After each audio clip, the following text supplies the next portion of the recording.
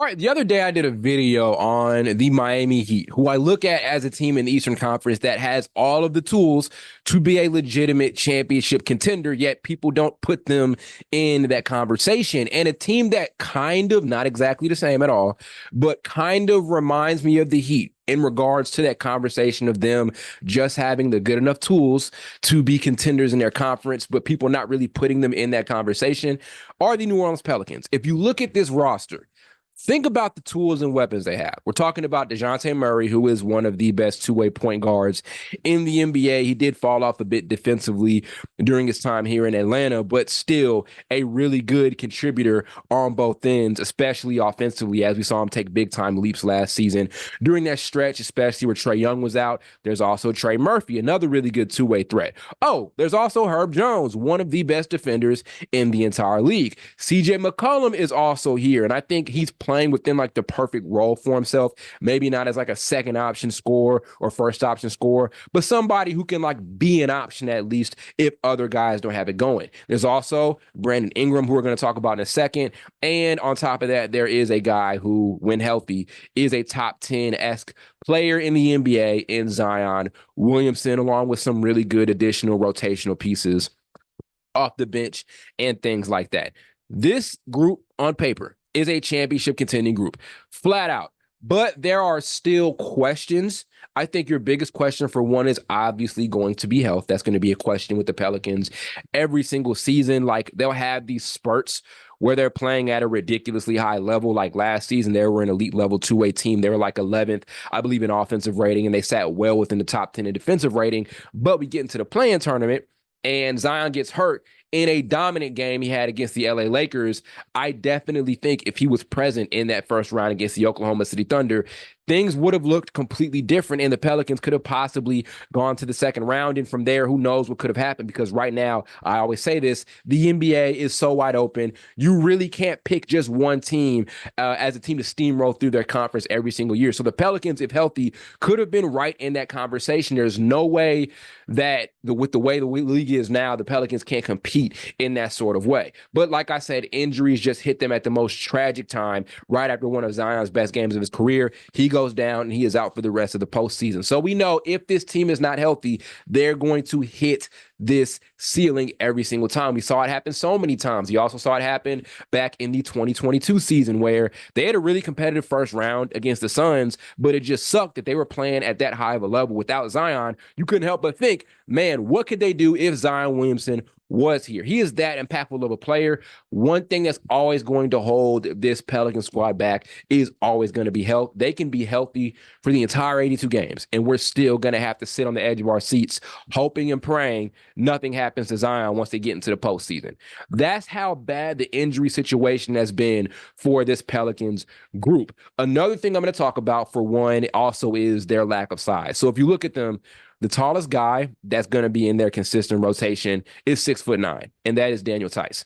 So they are really small down low. If we're talking about trying to stop a team like the Denver Nuggets, or even stopping a team like the Dallas Mavericks, who have guys like Derek Lively and Daniel Gafford, who play really big down low, and Derek Lively is just going to continue to get better. I definitely think he's going to be one of the best big men in the league within like this next 5-year span. You're going to need size. You're going to need that height down low. We're also talking about the Oklahoma City Thunder. They added Isaiah Hartenstein and Chet Holmgren to kind of pair along with each other. Those are two really good 7-foot-plus guys in your rotation. They fill two different roles. Chet plays a lot of his basketball out on the perimeter offensively, and Isaiah Hartenstein does a lot of his damage internally, but still, they have that size. So in a league where size is still very key, this Pelicans group just doesn't really have that. Again, they have guys who can play big, so they may be undersized, but they can play big. So Zion is a perfect example of somebody who is undersized, but he plays really big. He plays a physical brand of basketball. But at the exact same time, they just don't really have those 7-foot-plus guys to kind of make it work. So that's one big question I have for them, along with the health, is the size thing. That is going to be so important. If you're trying to stop a guy like Nikola Jokic and the Denver Nuggets, that entire team, your best bet is by throwing different looks at Jokic. We've pretty much determined that Nikola Jokic is one of those guys who is completely unguardable, so you just have to make him uncomfortable. If Nikola Jokic is having different bodies thrown at him, that could throw him off a bit to kind of stave you off a little bit defensively to make an impact, to do enough of what you need to do on the offensive end, right? And kind of save you some time. The Pelicans just lack that. They don't really have that size in the middle. And I think they may be able to get somebody probably mid-season or something like that to kind of bolster their attack on that level. But that's something they should definitely look into, because that could definitely be a limitation for them as things move forward, no matter how well they play during the regular season. Which brings me to my next point. And I mentioned it briefly. I said the word trade. Brandon Ingram, he's in a really weird situation where the Pelicans are not willing to put a big extension on him on his contract. And at the same time, it is very tough to trade him at this point in his career. I read an article today that talked about the fact that Brandon Ingram is being looked at in the trade market the same way Zach LaVine is being looked at in the trade market. So both of those guys, extremely talented offensive players. Brandon Ingram, former lottery pick, Duke superstar, has had a good career up to this point. Hasn't become like that superstar player that some people may have expected him to be, but he's still been really good. A couple of all-star appearances. I think maybe one or two. I'd have to go back and look. Really reliable scorer, great creator, and all of those things. But there are some limitations in his game. We saw that also in the postseason where he got completely shut down. I think teams kind of figured out the way to slow down Brandon Ingram is putting like a stout, really physical defender on him. We saw Lou Dort have his way defensively in that first round where the Pelicans matched up against the Thunder. So I think that series, there was already a little bit of question about where Brandon Ingram fit in the league. Is he a superstar? Is he an all-star? About what tier he's in. And what happened in the postseason is we saw in that first round, after he got shut down, averaging just 14 points per game, that lowered his stock even more. Same with Zach LaVine, right? Zach LaVine is known as a really dynamic scorer, but there are a couple of things wrong with LaVine. For one, he does not have extensive playoff appearance at all. His first playoff appearance was pretty bad, right? And on top of that, not known as a great defensive player. So those are two players. They struggle at with two different things, but those are two players who are really good scorers on paper.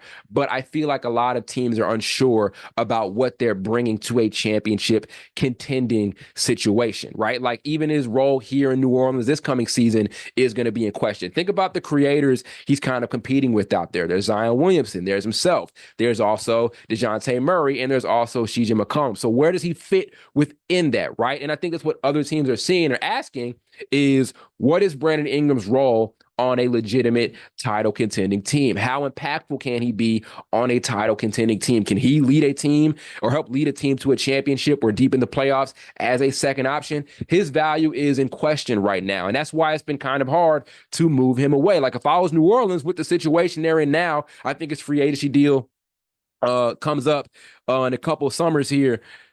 The tough thing is you want to get something for him now instead of losing him for absolutely nothing, right? So there's a world where maybe mid-season you kind of see how things go. There are already some issues with him not showing up. I think there was like a rumor or something like that where he didn't show up to a team event or whatever the case may be. I don't know how much to really read into that, but there could be a situation where mid-season you move him, right? And I do think there's benefit in that for New Orleans. For one, you can move a guy who is a really good scorer and a really good offensive force for pieces that kind of help bolster and improve on some of your weaknesses, right? So I mentioned it before, size. Maybe you move him out and get some other really good role players to help out here, there, and there in the rotation, right? That's the benefit of trading away a guy like Brandon Ingram. And also it makes sense because, quite frankly, I mentioned it before, they have a lot of shot creators. There are some redundancies right now in that offense. I think Brandon Ingram offensively is pretty redundant to Dejounte Murray. I think he's also pretty redundant to CJ McCollum.